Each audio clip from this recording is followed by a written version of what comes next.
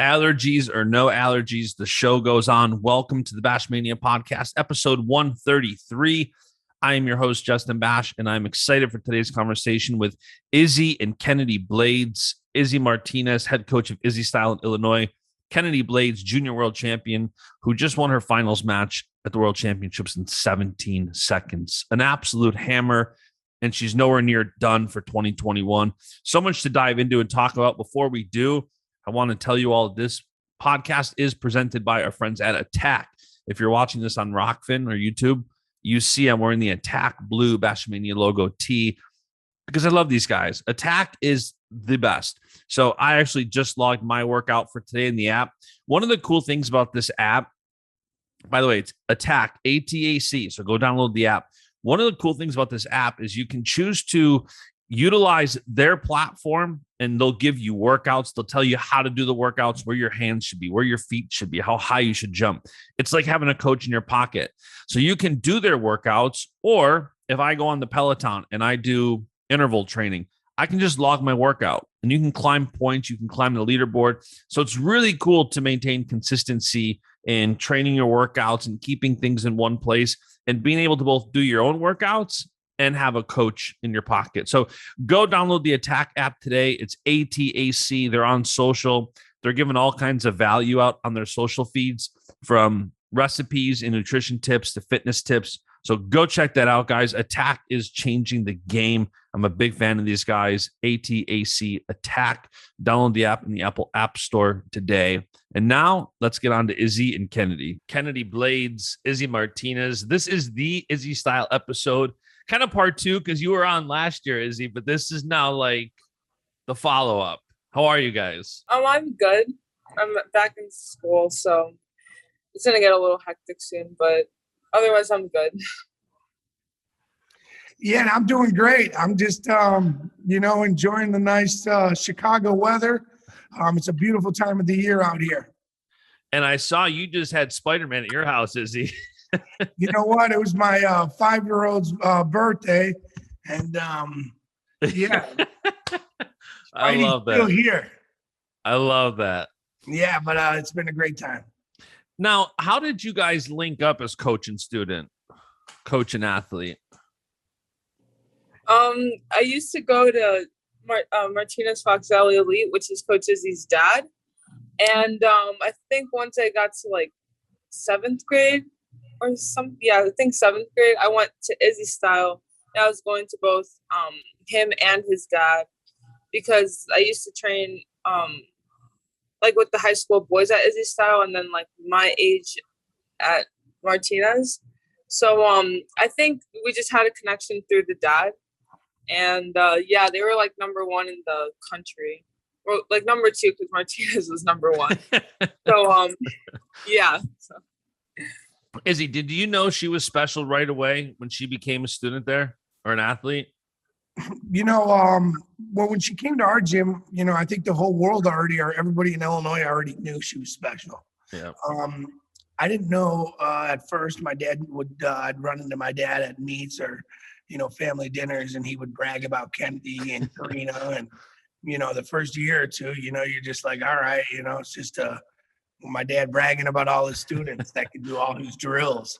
And then before you know it, I stopped in to get a workout and check out some future, hopefully students in high school, and got to watch Kennedy work out, got to watch Korina work out, and got to meet her father, Saul. And at that moment on, I knew these girls were bound for greatness. And then how do you guys balance the going to school in Pennsylvania at Wyoming Seminary and training at Izzy Style? How do you guys balance that? Well, I go to Izzy Style in like the summer and my breaks, like winter break and spring break and all that. And then I just stay in Pennsylvania with Coach Aaron. And I go with Sam. But and we just communicate over the phone and stuff. And if he has any tips to tell me or anything, then, I follow through with that and stuff. Izzy, is that tough at times, like trying to balance that of when to be her coach and when to like have her? She's always trusting all of her coaches, but like there's times it seems like you're more hands off where it's like, okay, you're in day-to-day with these coaches right now. With Kennedy and Korina, they've had a lot of great coaches growing up throughout their lives. Saul would seek out the best training opportunities for the girls, whether that was, they have a plethora of pictures with wrestlers from all over the state because they didn't just grow up in one wrestling room. Technically, my dad was their coach. They've had a lot of coaches, and I'm sure they're going to have a lot other coaches after me here, when they go to college. So it's just one of those things. I have a great relationship with the girls. They're kind of in our, they're not kind of, they're in our family. So it's just, it's a trust thing. I trust the girls. I send them some notes, and it's their job to get it done. And they've been doing a great job of, I work really well with Coach Aaron Vanderveer, Coach Chad, and the SEM staff, and Scott Green. And so it's easy. It's easy when you work with people you trust and people that have the same passion as you. Is it tough at times? Yeah, I mean, it's definitely tough when you have an athlete like Kennedy Blades and there's a lot of big events going on and you want to make sure they're doing the right thing. But once again, you revert back to the trust you have in your athlete. And yeah, it's easier said than done. Yeah, for sure. And speaking of getting the job done, like we'll talk Junior Worlds, 3 texts in a pin. I tweeted out right after that you're a superhero because I'm like, this is not normal. Like my wife's becoming a super big wrestling fan, and like watching your finals match, it was textbook, but that doesn't happen like that. Like people don't get a 17-second pin like a drill in practice finals win. And the innocence behind it was amazing. Like you immediately almost started crying, like in disbelief. While having such dominance, you thought you would just be like this. Like there was still that kind of like shock and awe. Like, what was your perspective of the Junior World Championships? Well, the whole goal obviously was to win, and to do that, I was just gonna put everything on the line and nonstop attacking. And I think, like, I just wanted to keep scoring and nonstop wrestling. So I think that's where the text came in, and then. The finals match, I just wanted to get to her legs. So I was just super ready and pumped. I didn't have that hard of a warm up. So it's like the adrenaline was right there. So, when I just hit the double, I like lifted her up because like I felt she was off the ground. So I wanted to kind of go a little bit bigger. And then, yeah, to be honest. And then, when she fell, I saw she didn't go to her back, so it wasn't really a 4, but then I caught her arm. And like back then with Coach Jose at Martinez, we always had to go straight to the half after we hit like a high crotch or a double or anything. So it was almost like a drill for me. But when I pinned her, I was so happy. I didn't expect myself to cry, but I really wanted be a world champ because it's just nice to say I'm a world champ. Yeah, I'd say so. Yeah, so I was just super proud of myself and happy. But I didn't expect anything less, to be honest. What were you thinking as you watching? I saw you get the camera out, the phone out, and I was loving it, like recording the victory celebration. You could see it on Flow. It was amazing. I was still coming down from the emotional the emotional kind of dump for a second from Korina. She had an unbelievable tournament herself. She pushed through some injuries, and it was just impressive to see Korina kind of go out there and pull off that match. So by the time you come back, you've got Kennedy up in 20 minutes. So it's one of those things where you're like, all right, you got about a couple seconds to give Korina a couple big hugs, and then you kind of go right in there. And, Kennedy's lights out. I mean, she had an unbelievable warm up. She was so focused, right at the end of the drilling, she's like, let me just do 3 blast doubles real fast. And I said, only if you're going to hit it. And she goes, I will. And it was just, she went out there and bounced the girl on her head, and I don't expect anything else. Yeah, that was amazing.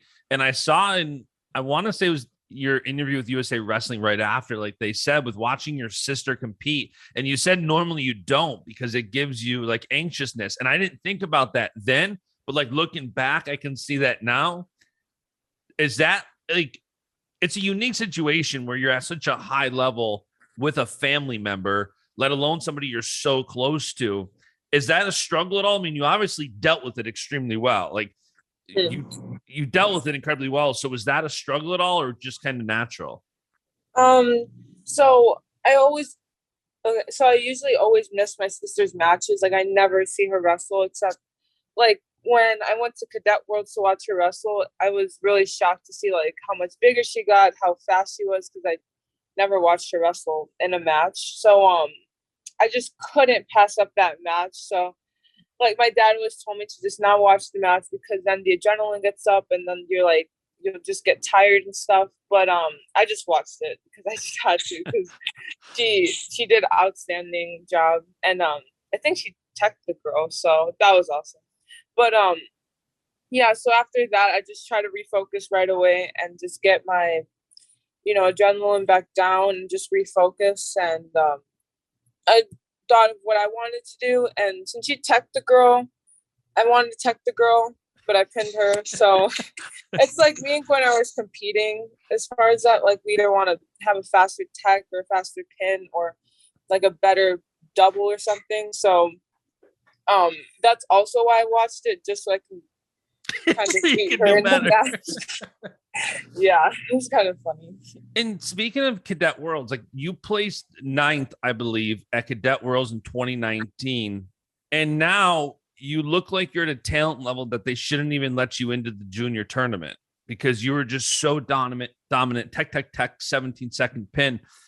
And this is one of the many reasons I wanted both of you on, because I want both your perspectives as to what you think you did to really narrow that gap from 9th at cadets to dominating junior worlds in a relatively short period of time.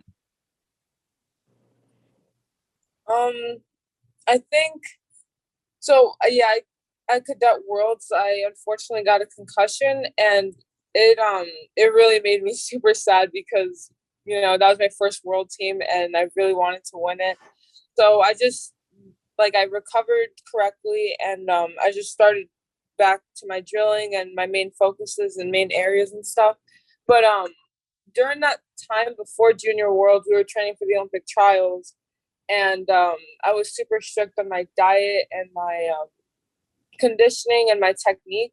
So after doing all that training, I just kept up with it. I didn't really add more, but I just focused on the small little things. So I was already prepared for like seniors and juniors and everything. So it didn't really take much to prepare for Junior Worlds. But I just still continue to do the right things and stuff. And I think since I live my life the right way, there's really no big dramatic change, and I already put in all the work, so now it's just kind of what I do on the mat. So, yeah What do you think, Izzy? There's a lot that's a great question, but I think there's so much that goes into it. I don't think that there's a lot to be said about what the workload that Kennedy has put in.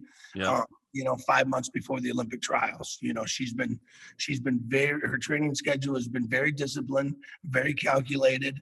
Every partner, every practice, she's dialed in, right? So there's a huge part that goes into how she's been able to focus and everything for the last year. But it's all about her whole path through her whole life.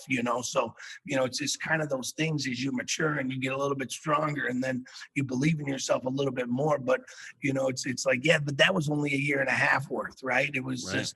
How about the hundreds of matches she wrestled as a young girl? How about all the practices her father took her to, and just all the matches? So there's a lot that comes into play about why she's the best in the world right now. But I think it's just awesome to watch her focus and watch her daily routine and watch her do certain things. And I think a culmination of all that is why she's been able to make jumps. And I think when you do a lot of the right things and you have a lot of and you put a lot of hard work in, there's no telling when you're going to make those jumps. And right now, Kennedy's making huge strides. Yeah, I'd say so. And even on the senior level, I mean, to be runner up at the Olympic trials, let alone at any age, is extremely impressive and puts you in a class of your own. To do that at 17 years old is just wild. Being a marketing and a storyline guy, I'm always thinking of like the storylines behind things. And to think even leading up to the Olympics. Thankfully, Tamara didn't get hurt. She won a gold medal, accomplished so many great things. But if she didn't, you would have been in the Olympics as a 17-year-old. That was still just kind of wild to comprehend. And I'm curious on your perspective on that, because I know a junior world championship means a lot to you. I think we all saw that. But at the same time, like, that's not even close to the end goal for this year. You got the senior world team trials coming up soon. You want to go to the senior world championships, then the U23 championships. Like, what's your perspective on the levels of success you want and where you're at, you know, kind of after the Olympic trials and now after becoming a junior world champion? I think after the Olympic trials, I gained a lot of confidence, and not only that, but I really showed, you know, the nation how far up I am. And I think my goal is to win every championship this year. You know, obviously the goal was to make the Olympics, but you know, Tamara was able, you know, well, she won it, so it kind of made me feel a little bit better because I lost an Olympic champ. Right. And But yeah, so just thinking back, like, when I was younger, like about 7th grade, 8th grade, so Fargo was like the big thing in high school. And, you know, we would always watch Fargo, but I was too young. And my dad said, like, I could have beaten this girl and this girl. It just, always the age was just in the way. But now, since I'm finally old enough, and not just, you know, for Fargo and stuff, but for seniors, I'm able to show the world that I'm the best. So I'm not going to pass up this opportunity. And I just wanted to show all these young girls and everyone in general that age is just, you know, a number in the sport. And I feel like if you're good enough, then why not be able to compete? So to prove that, I'm going to have to win a few championships, but I think I'm like ready for sure. Yeah, I'd say so. And Izzy, what's your perspective on, you know, it's tough to peak for a tournament, or it's tough to get ready for one tournament when you're helping someone at this level who clearly she has the talent. Like, in my head, I already believe you're going to be a senior world champ this year and a U23 world champ. I know that, but there's a lot of mental aspects to that. Even if you have the talent and you 100% can do something, it's hard to get dialed in for a big tournament like a world championships, let alone 3 times. Izzy, is that something that's maybe unique about Kennedy, or something that as you continue to evolve as a coach that you kind of work at? Well, all right. So I've been coaching a lot of high profile athletes for years. And sometimes you have back-to-back fights. You know, Jones fought, you know, twice in 70 days or 60 days, you know, and you go through these training phases, we call it. And coaching in high school, you have these training phases. And I think the biggest key right now is obviously Kennedy. Obviously, she's the star here, right? She puts in the work, she does all the things. My job to kind of make sure that her practice plan is not too condensed, where she's overtraining, where she's getting hurt. It's also my job to make it fun and make it interesting for her, and continue to learn new skills and evolve. So that's kind of what it's like right now. Kennedy actually flies home tomorrow morning. She'll be here for 3 days. You know, she's at school this week, and then she'll fly home this weekend. She'll train 3 hard days, go back, work with Aaron, focus on some focus areas with Aaron at Coach Sam, not as intense workouts, and then come back. And then, you know, we just kind of keep it going, and just, we have a specific training system for Kennedy. She's one of a kind, so she has a one of a kind program. It's awesome because, like I told Kennedy, she's the only athlete at that school going to the senior nationals. She's the only athlete in that school that's going to be a senior world champion. So, you know, as her friends get ready to go out on a Thursday or Friday night, she'll be on the airplane getting ready to go to Chicago to grind out 2 days and just completely focus. So, you know, things like that are truly what separates Kennedy apart from the rest. Yeah, and it's interesting because, you know, you mentioned her being so young and in a situation where your friends are going to do different things. And I'm curious on, you know, as you kind of talk about women's wrestling as a whole right now, there's so much more longevity to it. You can go out, win senior world championships, win 50 grand a pop, win 250 for 250,000 winning the Olympics. You can get endorsements.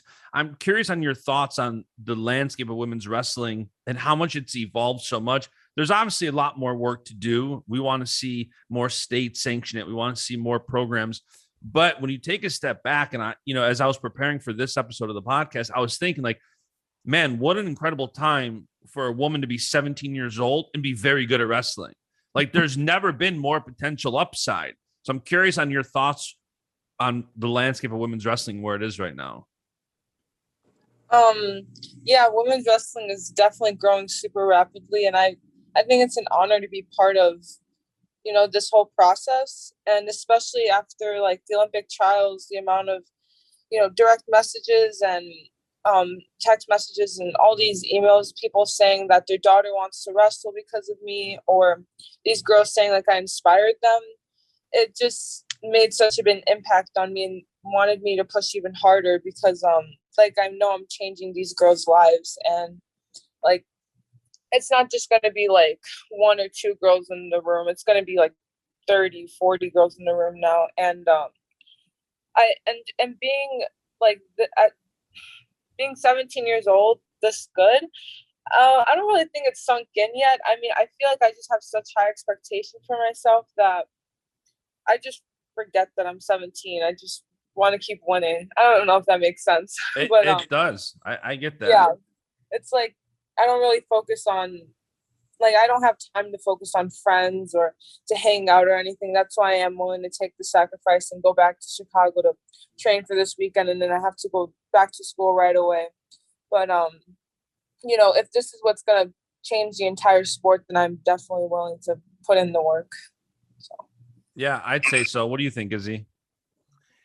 Well, we can go back to the financials here, just those financial incentives. I remember growing up, it was, one of those things where I think if you won the Olympic gold, you were hoping to get $50,000. Yeah. The times have changed. Kennedy's 17 years old. One of the keys with Kennedy is she's not just a great wrestler. She's a very smart young lady. So she takes her finances very serious. We discussed Bitcoin and all the cryptocurrencies and investment strategies and all the things that I learned growing up as a young man and through trial and error and just some important things. Kennedy's all ears. So money doesn't motivate her, but it's going to help, it's going to help. And it's one of those things where by the time Kennedy's 21 years old, we'll be out of the 2024 cycle, and she should have $1 million in the bank. It's amazing. And when you talk longevity, is that something else you guys collectively discuss? I know it's hard to, and Izzy, you've done a phenomenal job, especially with your fighters, at making sure careers are not just one and done or short-lived. There's something to that when an athlete can maintain longevity. Like let's say Burroughs, he's going on his 12th season on the senior level. It's nuts. And there's not that many people that can do that, whether it's burnout, whether it's the proper coaches. And I know we touched a bit on how the plethora of great coaches she has, but is that something else you guys talk about, like preventing the burnout, ensuring longevity for the career? I think practice got to be fun. I think that they have to be fun. And I think that as a coach, it's my job to know when Kennedy's feeling good or feeling bad, or, you got to know your athlete. And I'm never scared to put the pedal to the metal, but I'm also never scared to back off and give Kennedy the day off, even when she's biting at the chomps today you're taking a day off, and I'm she's very grateful. Kennedy's a student and listens and respects our family well, and so you tell her to take a day off and she listens. So I think part of having a great relationship with your athletes, you see Mark Manning, you see Jordan Burroughs, you see John Jones, you see Greg Jackson, Brandon Gibson. You see these coaches have unbelievable relationships with their athletes. Yeah. And I think you're in the athlete's ear, helping them pull back and push forward. They go really far. So that's one of the strategies with Kennedy. It's not definitely saying, we're going to go till she's 30. I like to tell Kennedy by the time she's 21, she'll be a 4-time world Olympic champ, and I can see it. she'll be in med school somewhere. It's a joke that I like to tell her, but it's one of those things where it's take it day by day, work your butt off, do the right things, and that's the path Kennedy's on. And I know, I think, Kennedy, you're the youngest person I've had on this podcast in 133 episodes, I believe. So, I'm normally talking more marketing and branding with people who are either very close to graduating college or on the senior level.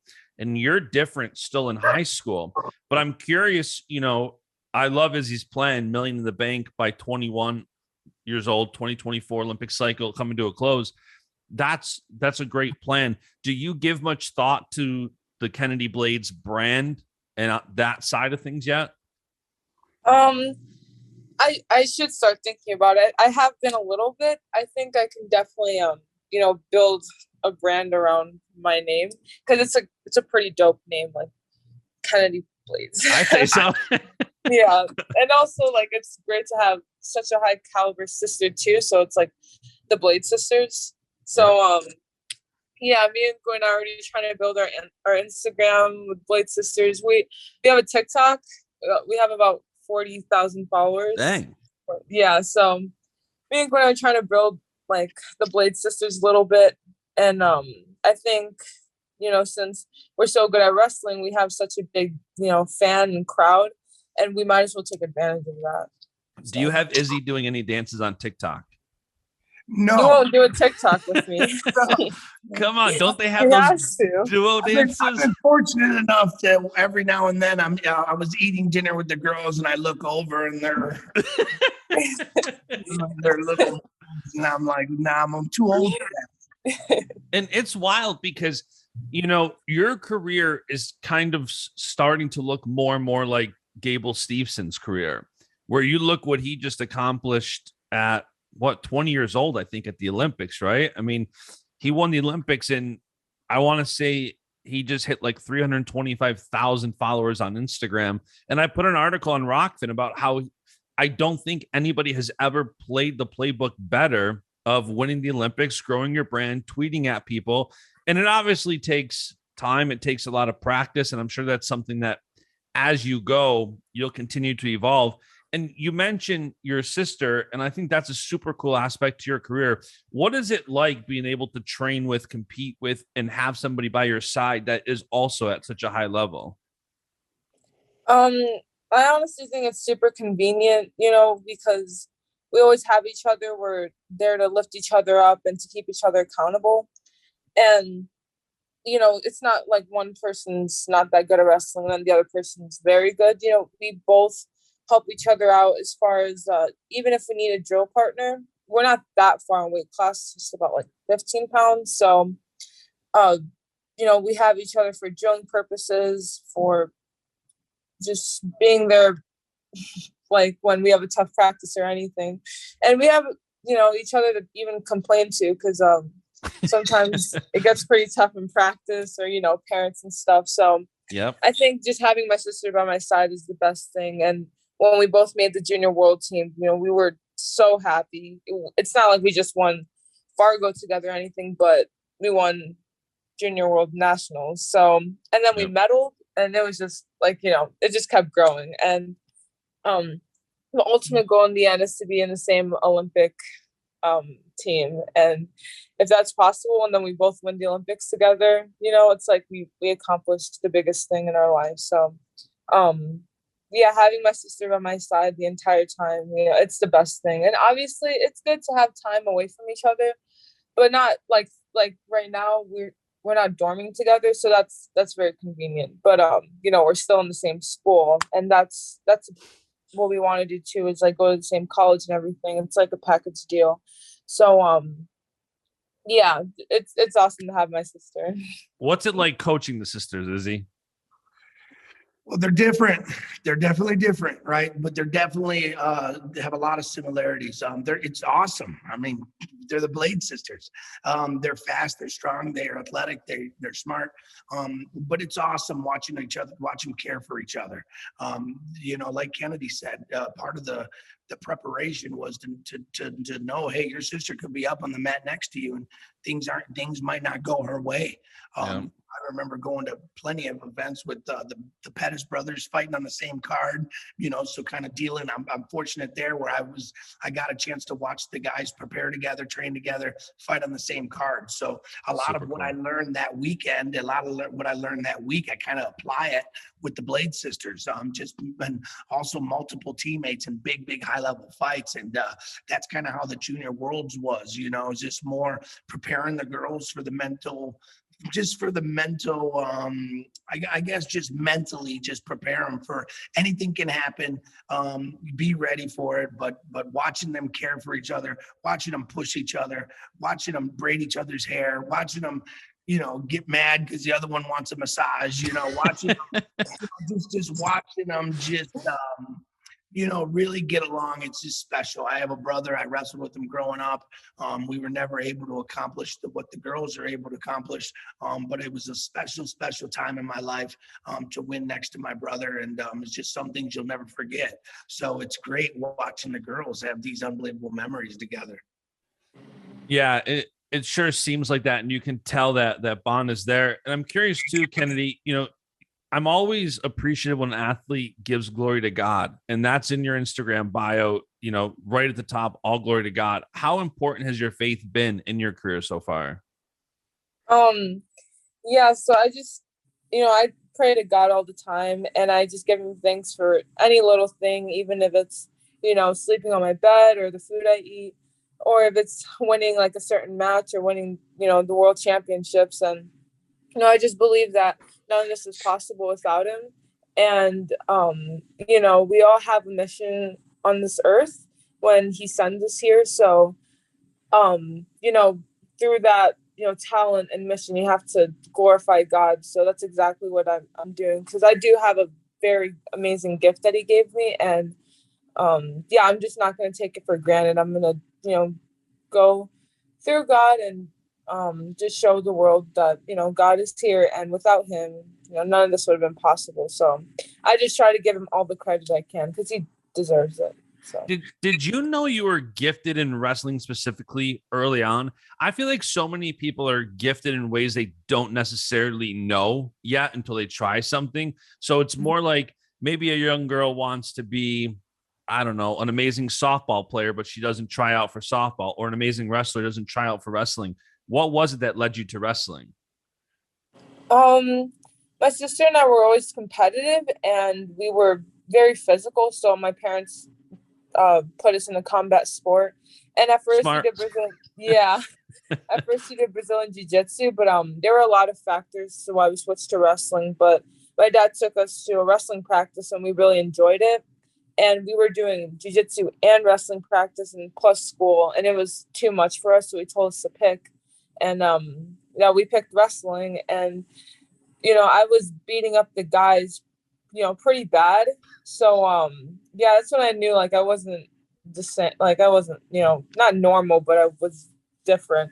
And but also, it's not like it just came. Like, it was a lot of work and a lot of hours and a lot of sacrifices. So but I was willing to do that. So I think not only do I have like a certain talent, like my body or anything, but I think just my mentality. And me and my sister were super dedicated, and we're willing to push past their limits. So I think probably after I won boys state, I realized that this is like there's a lot of I have such a bright future, and I just have to keep going, even if it's gonna get tough. I just can't quit. I have to just keep going. So yeah.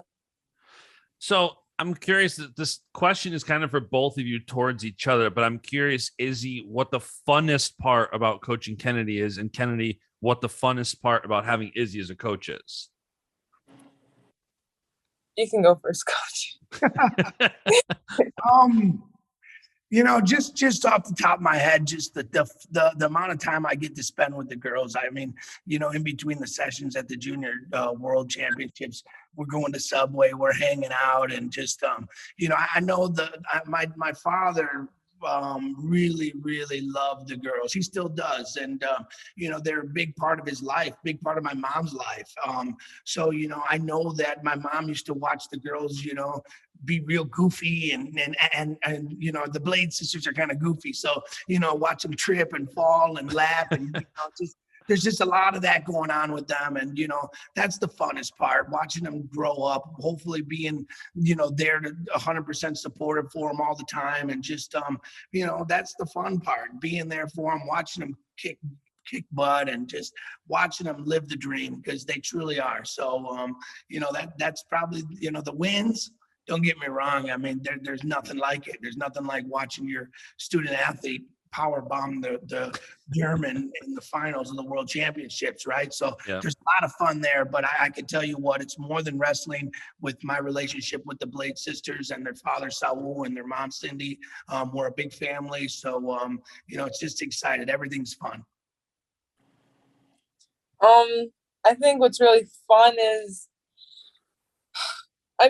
so Izzy, he wrestles with me at practice, and he beats me up really bad, but I think it's kind of fun because he's big and he's strong, so it's like, I don't know, I try, but I can't really get much on him, but when I do score, it's like the best thing, because he thinks that I can't score. But yeah, and just how all the trips and stuff, and it is more than just wrestling. You build a relationship with not just your coach, but with their family, and I love the kids and Lissy and Coach Jose and Betty and everyone. So just having such a close relationship and stuff, it's like you almost have a second family. So I think that's the best part of the whole process. Yeah, I love it. All right, so next up, Senior World Team Trials, 2 weeks. What's the perspective going into it, both of you? I think I'm just more excited than anything. One of the biggest things that I told myself in the Olympic trials, which I think is why I performed so well, is I just have nothing to lose. There's no pressure or anything. And, when you win worlds or win, nationals, you think that you, I don't know, people put a lot of pressure on themselves, but when there's a lot of pressure, you don't perform the right way. So I just try to go out there and have fun. And, I'm excited to be back on the mat again in such a big stage. And it's I finally am able to compete in these senior tournaments, and I've been waiting for way too long. So I'm just not going to take anything for granted and have fun. I guess on my end, it's just the same as always, just down to business, focusing on the little things. Kennedy's going to show improvement. She does every event. She's working on some key things, some key areas to improve. The goal is to go out there and like I told Kennedy, the goal isn't just to go out there and win matches. The goal is to continue to dominate 10-0, 11-0, bombing girls on their head. That's the expectation. And, no disrespect to the other girls in the field. There's going to be a ton of them. We're studying film on all of them. But the expectation is to go out there and watch Kennedy Blades put on a show. I love it. I'm excited. If you guys listening aren't following both Izzy and Kennedy, you need to go do that. If you don't know Izzy's whole background, Izzy was episode 24 over 100 episodes ago. That was a great episode. So go back and listen to that one to hear more on Izzy's story. Guys, I'm excited. I'm excited for the World Team Trials. Thank you both for coming on today. Any last words for the podcast? Thank you for this so much. And of course, all glory to God, because without him, I wouldn't have been able to have this podcast. So thank you. Yeah, for sure. Justin, thanks a lot, man. Your show is awesome. You know what? You got you. the who's who of the wrestling world, and what's awesome is you're branching out. You got more than just wrestlers on your show, and that's what makes it interesting. I'm always excited for the next episode. So keep kicking butt, man. I love your pond, love your house. Life is good, man. Team Blades all the way. I'm coming to Chicago soon, so we're gonna link up.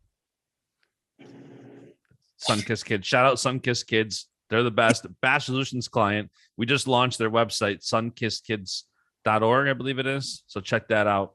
All right, guys. We'll talk soon. Thank you. See ya. Thank you. And that is almost it for today's episode, guys. I do want to tell you about our friends at Manscaped. This is the new Lawnmower 4.0. You see it here. This thing is awesome. Look at the spotlight. Guys, you cannot go wrong. If you need a groomer, if you need an ear hair, nose hair trimmer, this weed whacker, fantastic. Guys, Lawnmower 4.0, skin-safe replaceable blade, rechargeable wireless charging, LED spotlight and power status indicator. It's waterproof. It has a travel lock. These tools are built well, and that's why I take them on as a sponsor of this podcast. Attack, big fan, good people, and the app is built well. Manscaped, great products. I think every guy should have these in their bathroom. Who doesn't need a nose and ear hair trimmer? Who doesn't need a groomer? These things are great. And right now, you know the promo code, even though he's not here today. Promo code CHENZO, CENZO, for 20% off and free shipping at manscaped.com. Go pick up a Lawnmower 4.0. Look at the performance package. The thing is incredible. Get a weed whacker. Thank you to Manscaped for continuing to support the show. Guys, again, if you need a groomer, if you need a nose and ear hair trimmer, this is it, Manscaped. Use promo code CHENZO. Get 20% off at manscaped.com. And that is it for today's show. Like and subscribe, Apple, Spotify, YouTube, Rockfin. You can listen to this. You can watch this. Thank you so much to all of you who tune in. I'm grateful for you all. We'll be back with another episode shortly. See ya. And the beat goes on.